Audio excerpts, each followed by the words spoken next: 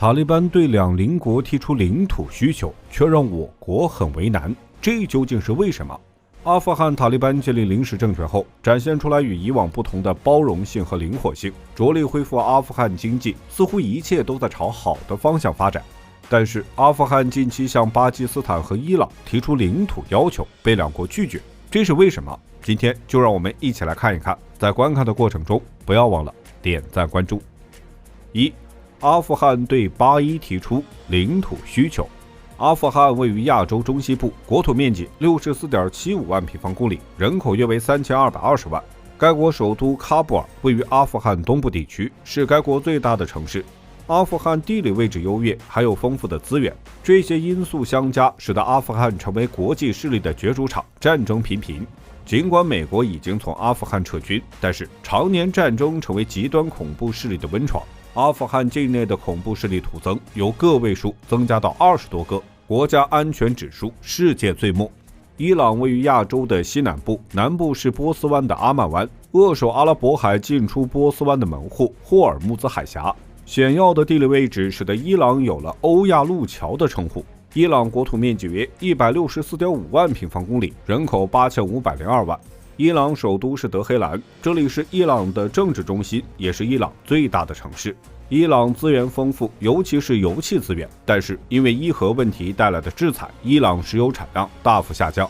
巴基斯坦位于南亚的西北部，南部濒临阿拉伯海，可以直接进入印度洋。巴基斯坦不包含克什米尔在内的国土面积约796095平方千米，人口大约2.4亿。1967年，巴基斯坦正式把首都从南部的卡拉奇迁到现在的伊斯兰堡。该地区面积约909平方公里，人口大约110万。巴基斯坦资源比较丰富，主要资源有煤炭、石油、天然气、铁矿等。阿富汗临时政府虽然已经基本坐稳政权，但是该国与周边国家的关系还没有太大发展，没有得到国际社会的认可。我国在之前曾牵线帮助阿塔与邻国对话，阿塔也希望与邻国交好。但是近期阿富汗向邻国提出领土要求，与巴基斯坦的争端集中在杜兰德县，与伊朗的争端在于赫尔曼德河的水权。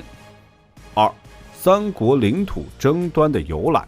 在获得邻国的认可过程中，与邻国边境问题的处理是不可避免的。在与巴基斯坦的边境问题上，阿富汗临时政府表示不承认杜兰德县是两国的边境线，同时还对巴基斯坦驱逐该国难民的行为提出了抗议，同时暗示在杜兰德县的另一侧，普什图人占据多数的定居点应该还给阿富汗。而巴基斯坦对此则回应道，这种说法纯属异想天开和自作多情，且无法改变两国现在的边界，并敦促阿塔将注意力放在解决国内安全问题上。而针对阿塔的领土要求，伊朗的回应则是在两国交界处架设类似铁丝网一类的封锁设施。该行动引起了阿塔的不满，但伊朗方面回应，任何人都无权质疑伊朗在边境的行动，封锁计划继续。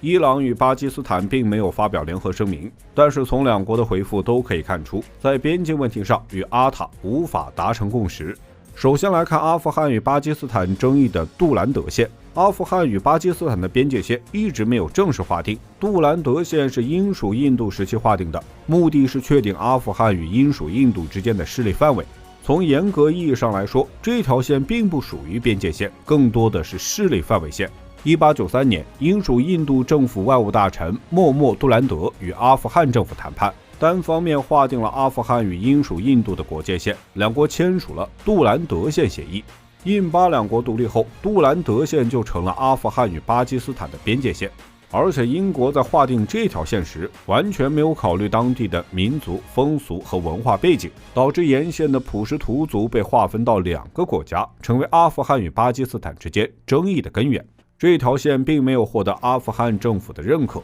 以普什图族为基本盘的阿塔更不承认。杜兰德县一直是殖民时期的遗留问题，到现在依然牵扯着阿富汗与巴基斯坦之间的关系。赫尔曼德河发源于阿富汗的新都库什山脉，经阿富汗流入伊朗东部，注入两国边境处的蒙哈湖，全长1300公里。赫尔曼德河流经区域都是极度缺水区域，该河流维系着伊朗西斯坦、俾路支斯坦省和阿富汗堪大哈省、赫尔曼德省的发展。21世纪初，伊朗将该河下游的80%水资源用于农业生产，阿富汗将从赫尔曼德盆地抽取的98%的水资源用于农业部门。为了共同开发赫尔曼德河的水资源，伊朗与阿富汗在1973年签订了阿富汗伊朗赫尔曼德河水条约，并成立了赫尔曼德河委员会，共同处理水量监测与分配问题。伊朗多次指责阿富汗违背两国条约，限制赫尔曼德河河水流向伊朗，因此双方爆发了不少冲突。除了杜兰德县与水权问题外，阿富汗国内的恐怖势力依然无法控制，这导致三国边境十分不稳，伊朗和巴基斯坦也因此向阿塔施压。3. 为什么阿富汗的要求会让我国为难？现在阿富汗与邻国之间的一大问题是该国的恐怖势力没有得到控制，也因此将邻国牵涉其中。阿富汗对该国境内的巴基斯坦塔利班的行为睁一只眼闭一只眼，导致巴基斯坦不断受袭，巴方因此驱逐境内阿富汗难民，而伊斯兰国组织不断从阿富汗渗透到伊朗，导致了伊朗今年1月初的恐怖袭击。这些都进一步加剧了阿富汗与邻国的紧张局势。如果不能妥善解决，那么中巴经济走廊将无法顺利延伸到阿富汗，中国帮助阿塔与邻国对话的努力以及该国经济发展也将受到影响。